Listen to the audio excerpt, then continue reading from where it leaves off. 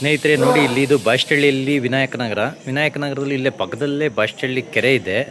ಈ ಬಾಷ್ಟಳ್ಳಿ ಕೆರೆಯಲ್ಲಿ ಒಂದು ಸಾಯಂಕಾಲ ನೀರು ಕುಡಿದು ಈ 2 ಹಸುಗಳು ಸತ್ತು ಬಿದ್ದಿದ್ದಾವೆ ನೋಡಿ. ಇದೊಂದು ಹಸು ಮತ್ತು ಪಾಪ ಇಲ್ಲೊಂದು ಹಸು, 2 ಹಸು ಸತ್ತು ಬಿದ್ದಿದ್ದಾವೆ. ಅದಕ್ಕೇನು ನೋವು ಆಯಿತೋ ಅವುಗಳು ಮೂಗು ಜೀವಿಗಳು ಯಾರ ಹತ್ರ ಹೇಳ್ಕೊಳಕ್ಕೆ ಸಾಧ್ಯ. ನೋಡಿರಿ, ಒಳ್ಳೆ ವಯಸ್ಸಿನ ಒಂದು ಪಡ್ಡೆ ಒಂದು ಹಸು ಒಂದು ಸತ್ತಿದ್ದಾವೆ.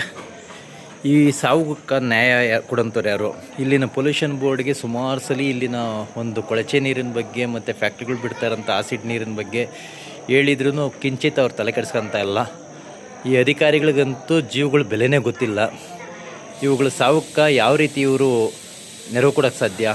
ಇವುಗಳ ಜೀವನ ಮತ್ತೆ ಅವ್ರು ತಗೊಂಡು ಕೊಡೋಕ್ಕೆ ಸಾಧ್ಯನಾ? ನೋಡಿ ಹೊಟ್ಟೆ ಉರಿದೋಗ್ತೈತೆ. ಈಗ ಒಂದು 6:30-7 ಗಂಟೆ ಅನ್ನಂಗೆ 2 ಹಸು, ಒಂದು 1/4 ಗಂಟೆ ಡಿಫ್ರೆನ್ಸಲ್ಲಿ 2 ಹಸುನೂ ಸತ್ತಿದ್ದಾವೆ.